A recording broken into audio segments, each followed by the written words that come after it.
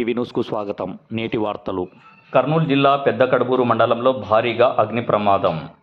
కర్నూలు జిల్లా పెద్దకడుబూరు మండలం కంబదహాల్ గ్రామంలో భారీగా అగ్ని ప్రమాదం సంభవించింది. 4 గడ్డివాములు దగ్ధం మరియు 2 కొట్టాలు పూర్తిగా దగ్ధమైనట్టు సమాచారం. NTV న్యూస్తో రిపోర్టర్ వీరేష్.